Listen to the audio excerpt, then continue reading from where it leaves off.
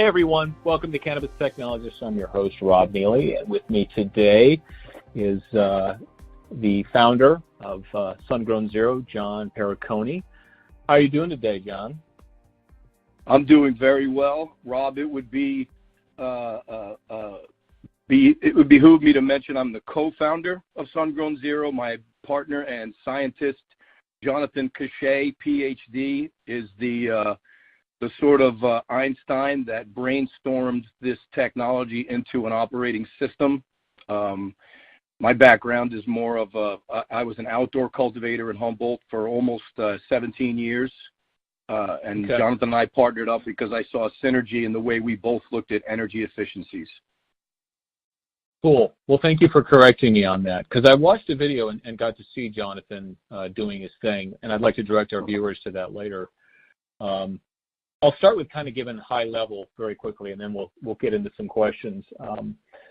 As far as I know with SunGrown Zero, it's essentially a DSS cultivation system, and I guess DSS is hybrid dynamic supplemental sunlight. Is that right? Well, SunGrown Zero is basically a revolutionary new hybrid lighting technology solution. It's a facility design that incorporates the solar tube SkyVault technology to bring the full spectrum and impact of the sunlight into the room while reflecting all of the heat away. The DSS SunGrown that you're mentioning, that's just the name of the company that Jonathan had when he was doing the research. The technology itself is a hybrid lighting facility design that Jonathan created, and basically he created an intelligent grow management program around bringing sunlight into a room without the heat. That was the sort of the breakthrough. Okay, and it's interesting because from what I gather, it's both full spectrum. It's natural sunlight and supplemental artificial lights, which allow you to drive, photosynthesis to get the healthy plant that you're after. So that's a great starting point. Why don't we start kind of high level? Give us kind of an overview of how the whole system works and the unique advantages that it provides as opposed to the regime of artificial stuff that's out there. Sure. And it's a great cross-reference there, the artificial lighting. The artificial lighting technology that's being used in cannabis cultivation today, indoor and outdoor, in hybrid greenhouses and whatnot. Jonathan and I refer to those as twilight technologies. There's a certain amount of time that's going to pass before the energy demands and the cost of production are going to catch up with each other, and you're just simply not going to be able to use HID lights, either indoor or outdoor.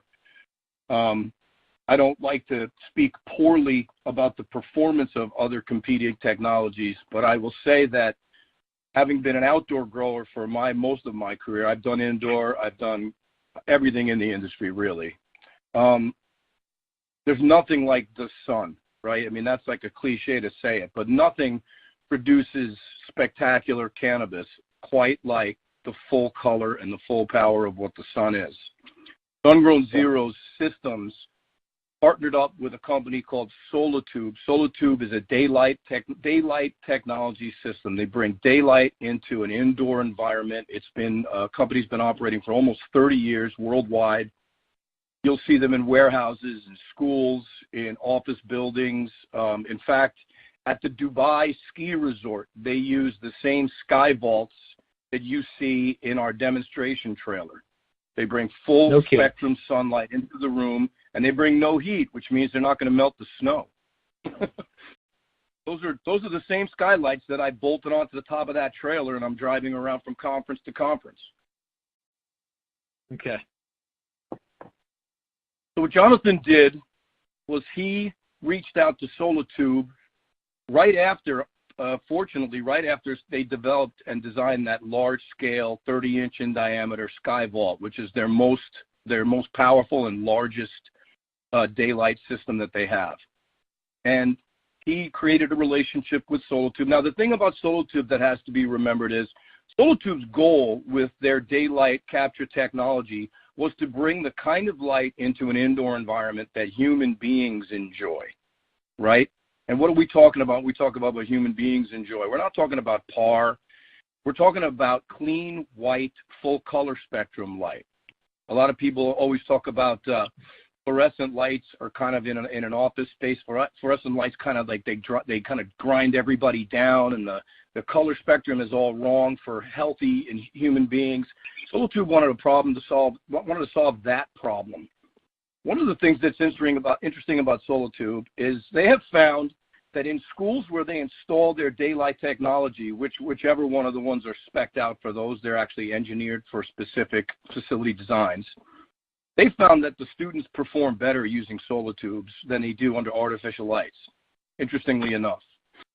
Yeah. So, Jonathan, being a scientist and a brilliant one at that, he was looking at the cannabis industry, just like me, a guy that enjoys cannabis and has been a part of the industry for many, many years. And he wanted to basically come up with a way. He was trying to solve the biggest problem the industry has, which is its massive carbon footprint. And he stumbled upon SolarTube, reached out to them, created a partnership, and with the DSS company that he created, the research company, got a partner, got some land up in Petaluma, and built an R&D facility using these SolarTube sky vaults to bring sunlight in the room. And the first thing he wanted to discover was, can you grow cannabis just with the sky vaults? And he quickly found out that you can. So if you could think about like an outdoor garden, like the one that I had up in Humboldt County, I was able to grow 2 runs a year in that outdoor garden. Now, using light deprivation technology, which I'm sure you're familiar with.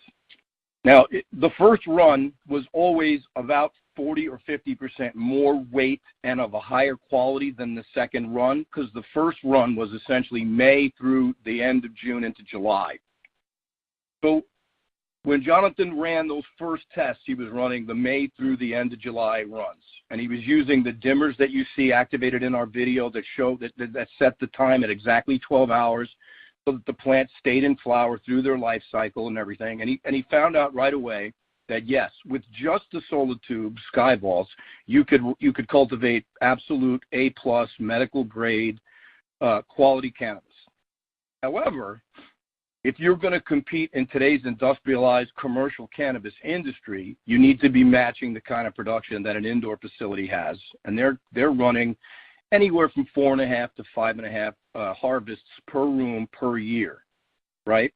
Basically, you do all of your cloning and your vegging outside of your flowering rooms, and essentially you put your plants in your flowering room for 3 to 7 days, and then you trip them to 12 hours, and you run them to the end of their life cycle, whether they're an OG that takes 11 weeks or sour diesel that takes 11.5 weeks, or it's a Mr. Nice that might get done in 8 weeks, whatever it is for the plant, right? So Jonathan designed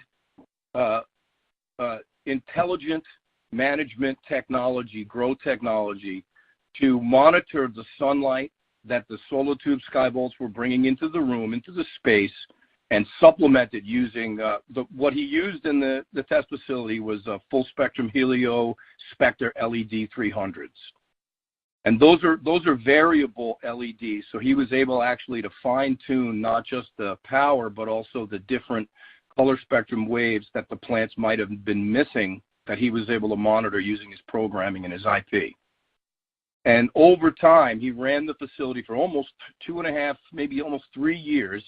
He was able to continually refine until he came to a point where he was producing somewhere in the range of 35 grams per square foot of absolutely perfect medical grade, clean, pesticide-free cannabis. And it was right around at the end of that facility design R&D system that he was doing where I met him. I met him at the New West Summit in October of 2016. And I saw his Sky Vault, the one that we're bringing to the Boston Anycan this week, tomorrow actually. And I saw his Sky Vault, and I saw his cannabis actually. He had samples there.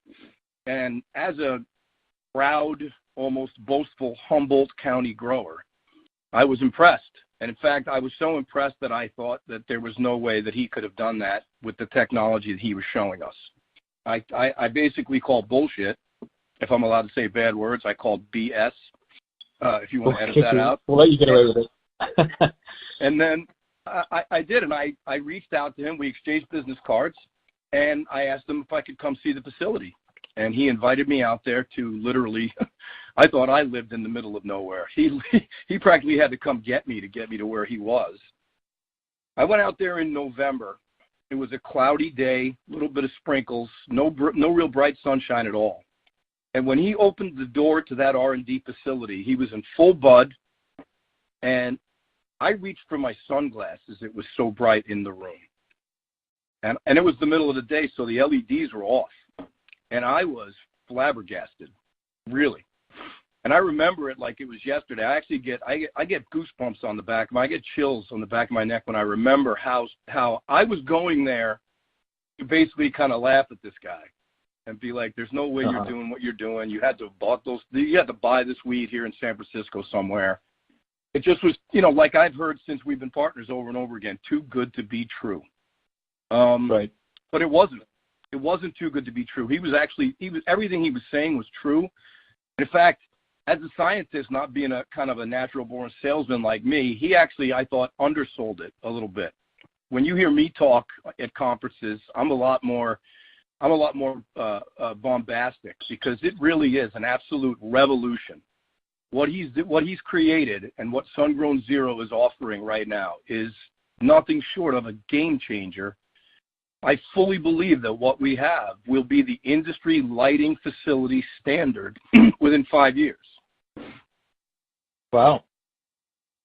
Johnny, why is that? I mean, solar tubes have been around for a while now. Why is the technology making its way to cannabis now? I think that I brought that question to JC not that long ago. I was like, how come, how are you the guy?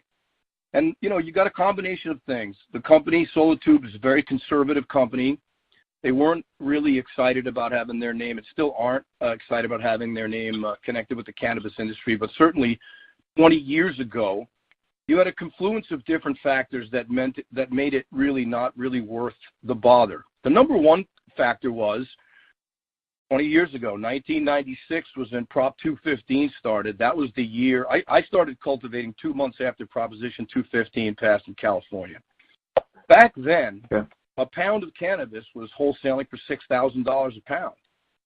Nobody worried about how expensive the electricity was for the 1,000-watt bulbs that you were using growing in your apartment. You had 2 lights or 3 lights and a spare bedroom in the back.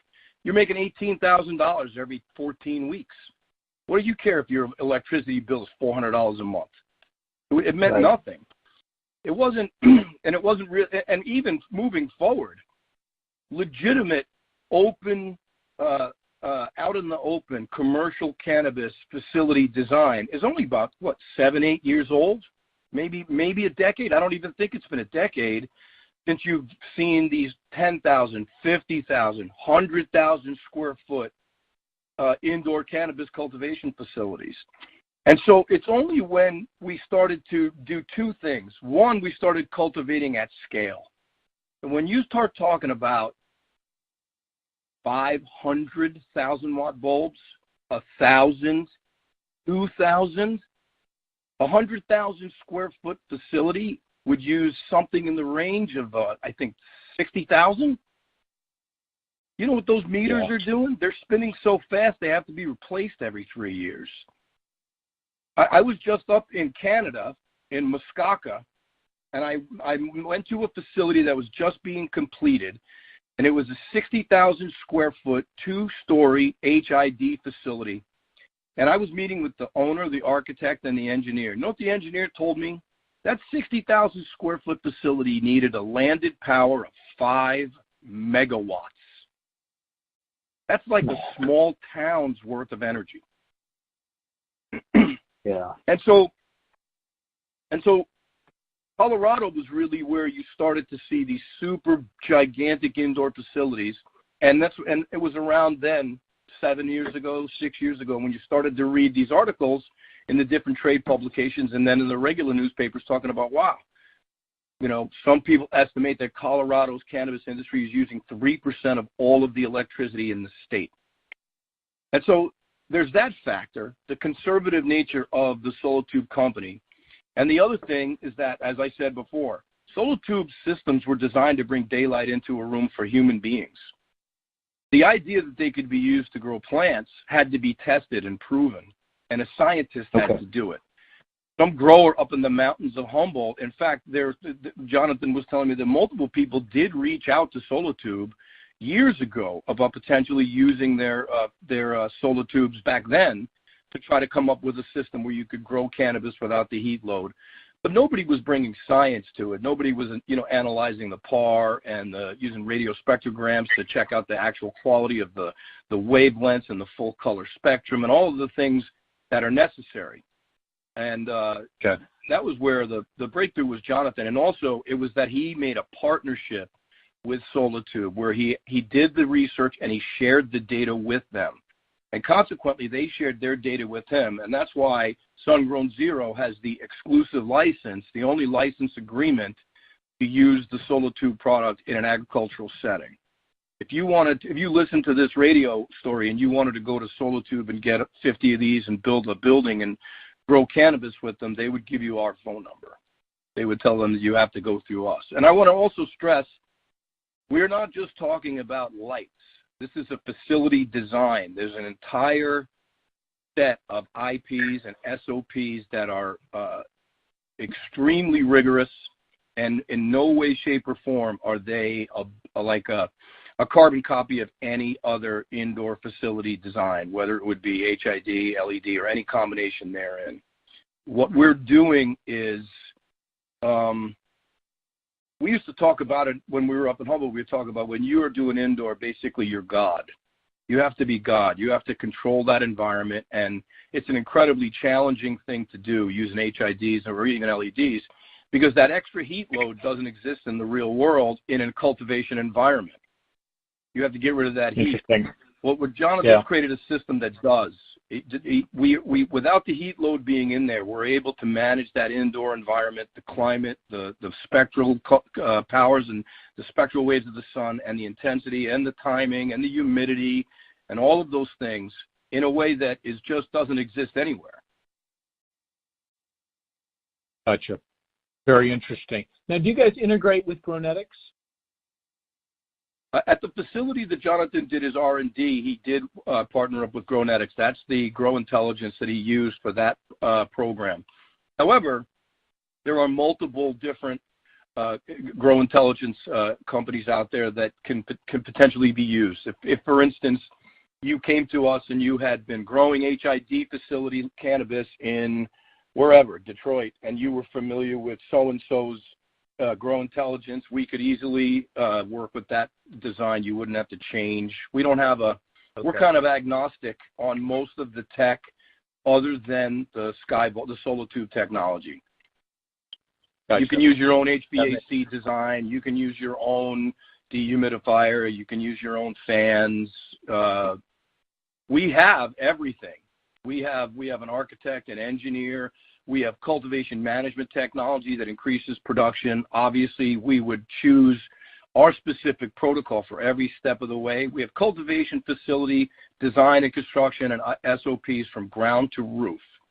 However, given the industry has so many existing facilities and so many existing technologies, we have the flexibility to work with just about anything.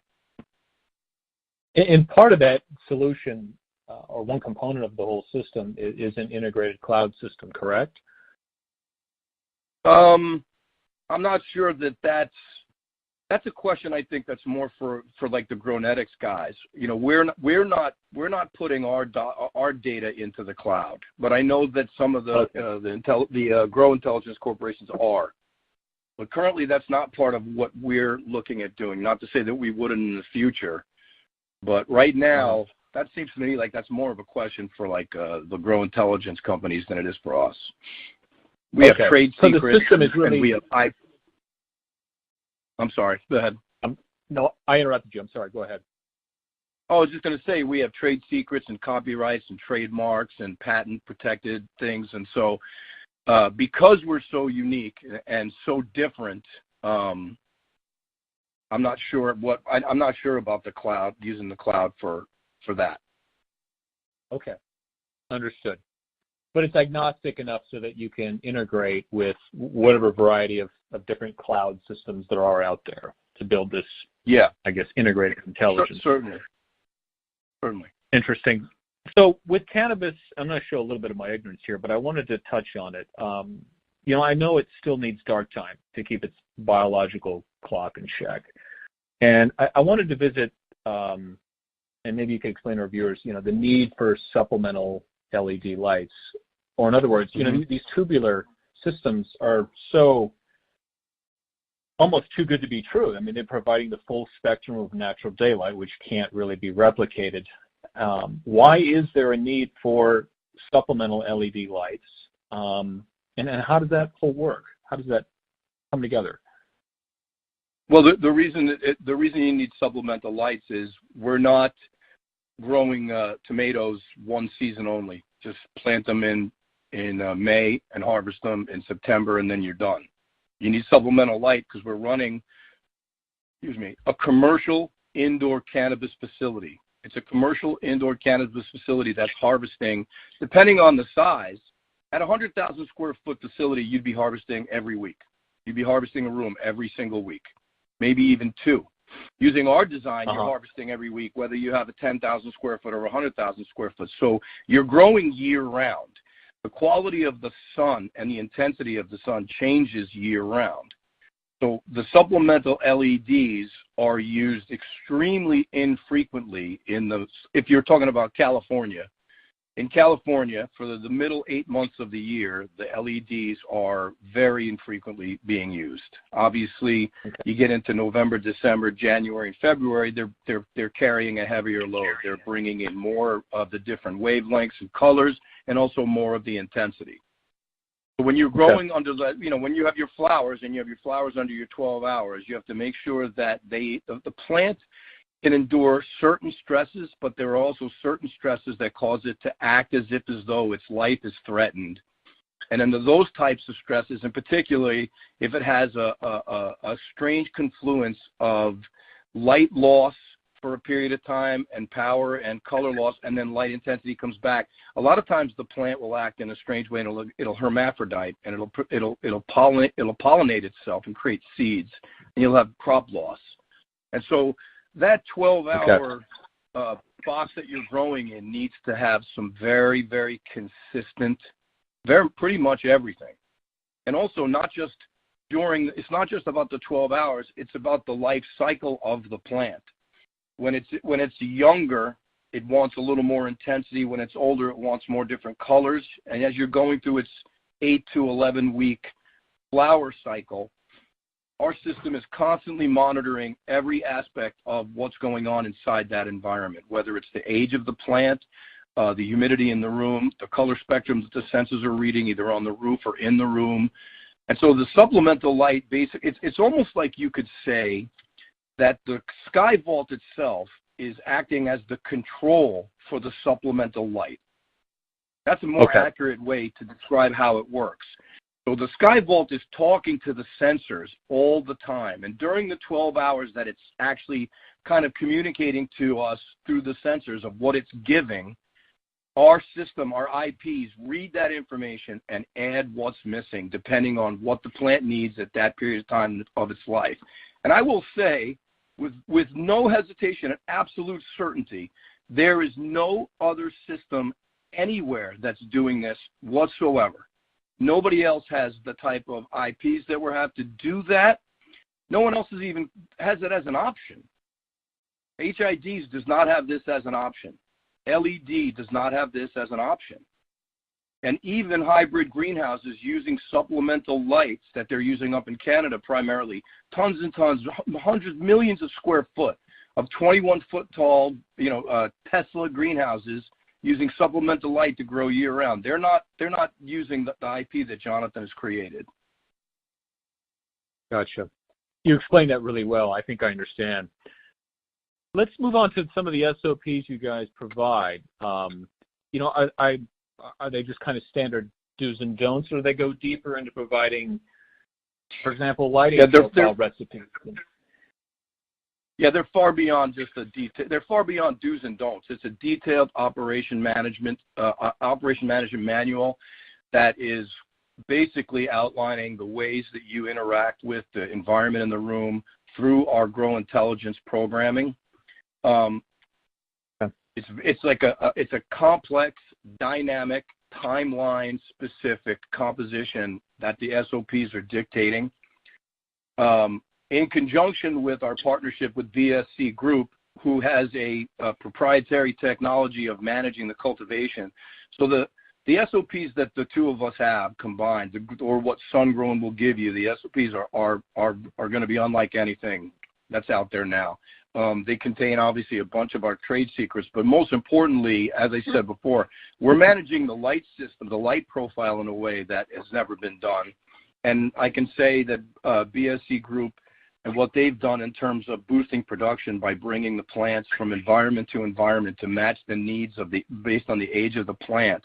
And our system shortens the life cycle of the flowering plant. So we're able to get 6 harvests a year instead of 4.5 to 5.5. Okay. So what we talk about is we're building our flagship we're looking to build it in Desert Hot Springs. We're going to build a 10,000 square foot flagship facility, and that flagship facility is not just going to be a place where we profitably grow cannabis and use as a marketing tool, but it's also going to be like a teaching environment. And when you hire us to design and build your facility,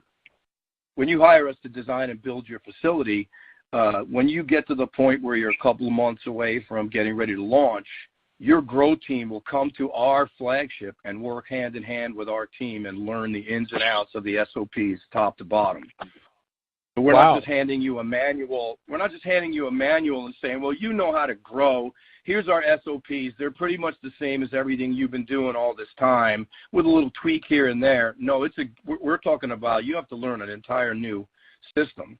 Let's go back to one of the primary breakdowns there are in the industry today. So we were talking before about how the energy demands of the industry is a huge breakdown and it has to be addressed. It's an issue that cannot be ignored any longer. The other issue that can't be ignored any longer is crop failure. We know for a fact that there's massive crop failures all over the world in the cultivation of cannabis that's happening right now. Up in Canada, they're looking at crop failures of indoor HID facilities of over 30%, and they're above 50% in the greenhouse hybrids right now. Part of that is because they switched to testing at parts per billion, but also part of it is the unspoken war that goes on inside every facility design but SunGrown Zero, and that's the unspoken war that you have with heat and humidity. Artificial lights generate massive amounts of heat, which amps up the amount of humidity that's in the room and creates the situations that really foster the growth of molds and mildew. And greenhouses do it as well. In fact, that's where the term greenhouse gas came from. UV and infrared rays go into the space and they don't reflect out and they bounce around. They create this huge amount of heat. It's one of the reasons why the Tesla, quote unquote, of greenhouses are 21 feet tall. The top 6 feet is just sitting there with this huge ball of hot, wet air that constantly has to be evacuated out of the space. Yeah. Well, the problem with that is very simple. No matter what you're doing, you're bringing cold air through hot canopy. You are creating the conditions that mold and mildew grow in. It's a petri dish. I get it. Yeah. And so this is a huge breakdown. No one even talks about this. I was just looking online trying to read articles. The only people writing about it in the United States are the people covering the testing labs. The reason I know the numbers in Health Canada so clearly is because Health Canada is federally regulating their cannabis, and so they offer reports and they talk about it. We've completely eliminated that equation. With that, we don't have to deal with that at all. But when you have a cultivator that has mastered growing using 1,000-watt lights in Denver, Colorado, growing sour diesel strains, what you really mean is you have a cultivator that's mastered that specific strain in that specific environment in that specific region of the country using the people that he works with and the nutrients that he uses and the technologies and techniques that he uses. that man or woman is very, very resistant to changing any aspect of what's going on in that room, because it is a razor-thin edge between failure and success when the monster of mold and mildew is always present. It never is gone.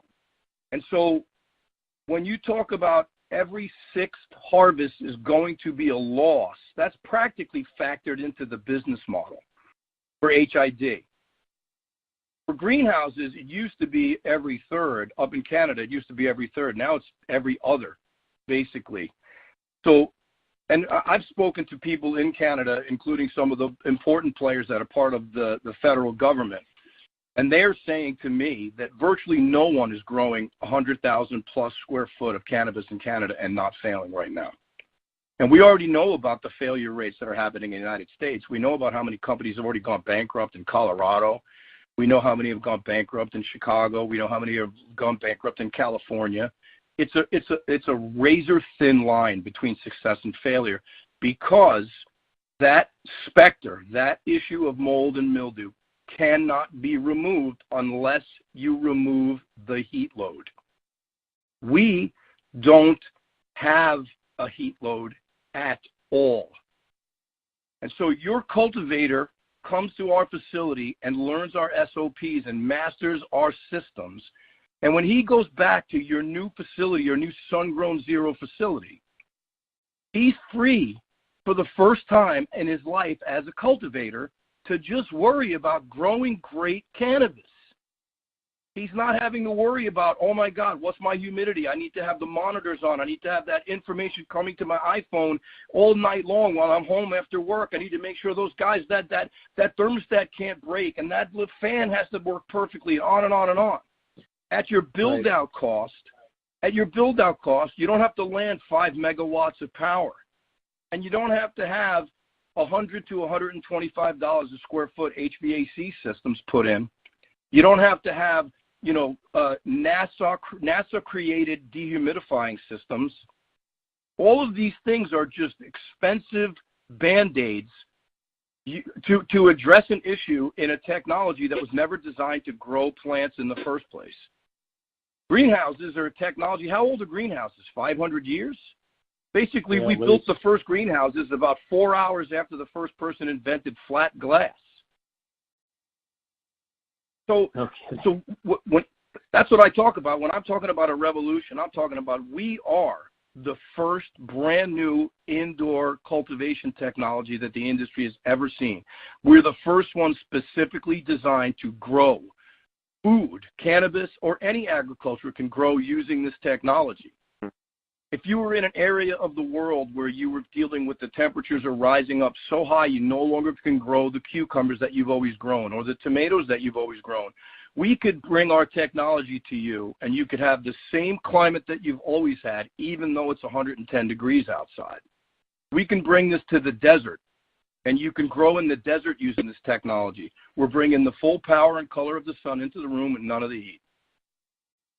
It could be 120 degrees outside. It's perfect temperature inside our space. Nice. And I'd like to, great segue to my next question. I want to touch on ROI. What do you say to growers who already have, a sophisticated LED system, which seems to be omnipresent? Are you able to kind of calculate some numbers? But, it's so early. Are you able to do that? Absolutely. We've got reams and reams of data showing that our ROI is the industry best. SGO ROI is somewhere in the range of 24 months. Nobody else is even close to that. Our operating costs are so low that there's just no comparison. There's no comparison. Our operating costs are infinitesimal, and you're talking about we can cultivate, depending on your geographic location, at somewhere between 6 and 10 watts per square foot. Man, 6 to 10 watts per square foot.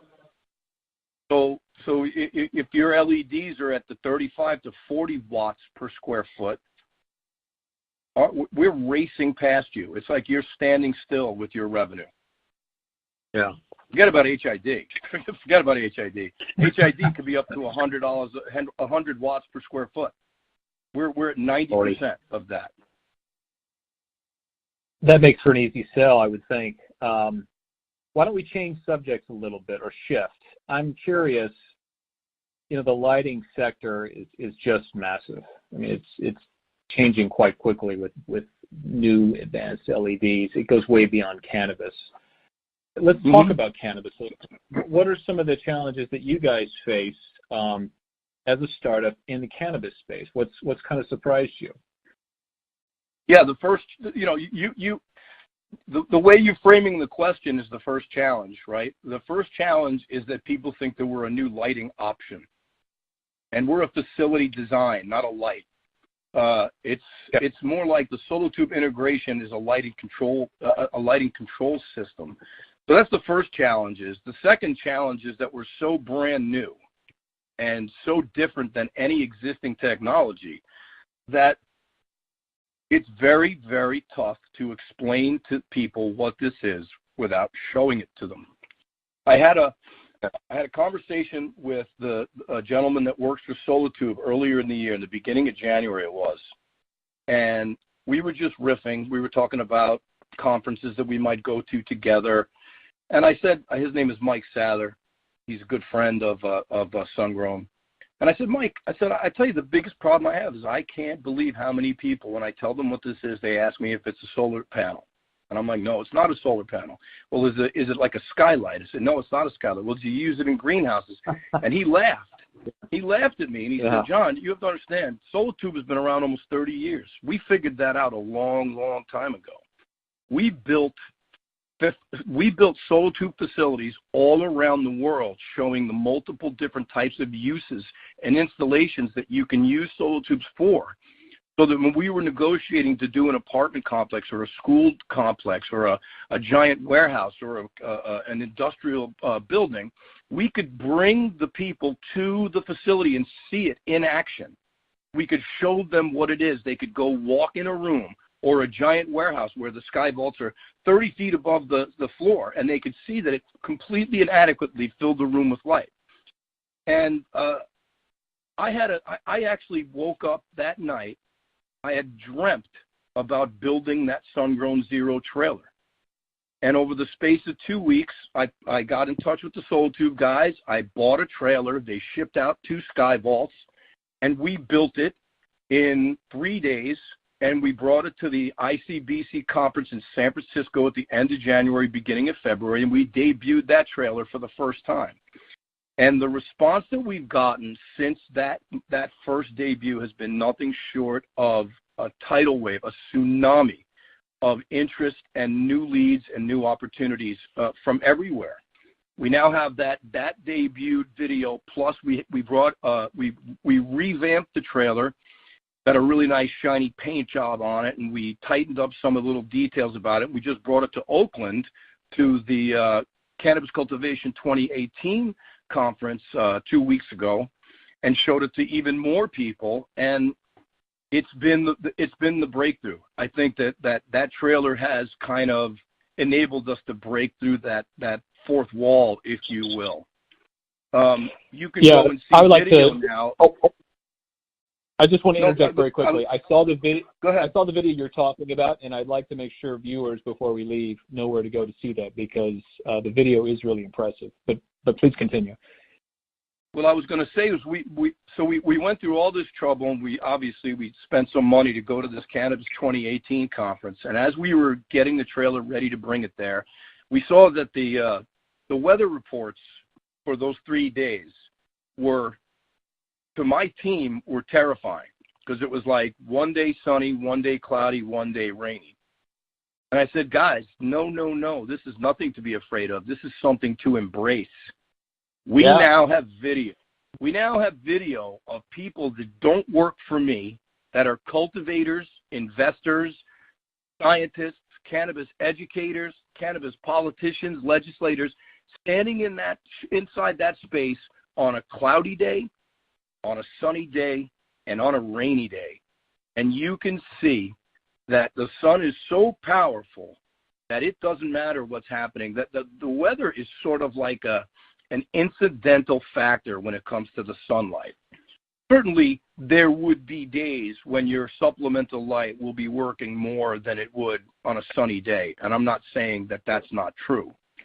But on that rainy day, people were standing in a room, and this room just filled with bright white light. They were so amazed, and we have shot after shot of people laughing with joy that they can't believe their eyes, or people saying, I can't even believe this. This is amazing. People using their own measurement tools, people using lumens meters and par meters to go, this is incredible. This is more power. I had a guy do a lux meter on a cloudy day and say at 3 feet we had more lux than HID does at 3 feet. And that was on a cloudy day. Nice. So that was, we really feel like that we've begun to beat back that one last kind of challenge. The one challenge was really, what is it? And by designing and building this trailer, which we're going to be at the Coachella Valley Conference, April 6th and 7th. We're looking to potentially be at MJBiz in Vegas. We're going to be at the OcanaBiz Conference, June 6th, 7th, and 8th in Toronto with the trailer. You'll be able to see it all over at all these different conferences all over North America over this next calendar year. And our proof of concept is winning the day. Yeah, and I would think with time, John, as people begin to see it for themselves, that those barriers are just going to come down.